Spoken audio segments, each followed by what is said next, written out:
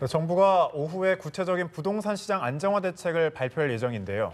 이 야당은 과거 노무현 정부의 부동산 정책에 빗대며 근본적인 대책이 될 수 없다고 비판했습니다.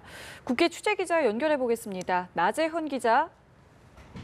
네, 우선 더불어민주당은 부동산 안정화를 위한 강력한 대책이라고 평가했습니다.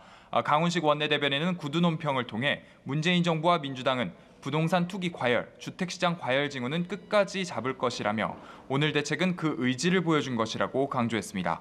반면 한국당 송석준 의원은 원내대책회의에서 수도권 규제와 같은 시대착오적 규제에 대해 근본적 검토가 필요한 시점에 오히려 반시장적 정책이 난무해 심히 우려스럽다고 비판했습니다. 바른정당 이해훈 대표도 반시장적 정책이라고 지적하며 턱없이 부족한 서울의 주택 공급 부족을 해소하기 위해서는 공급 규제를 과감히 풀어야 한다고 강조했습니다.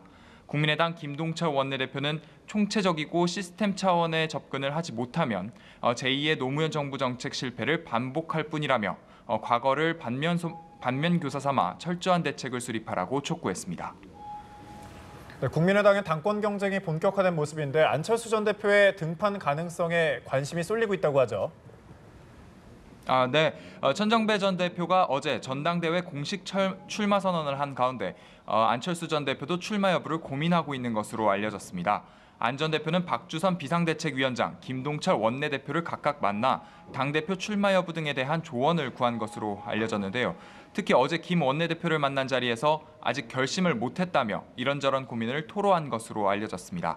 안 전 대표는 또 오늘까지 사람들을 만나서 결심을 하겠다는 뜻도 밝힌 것으로 전해졌는데요.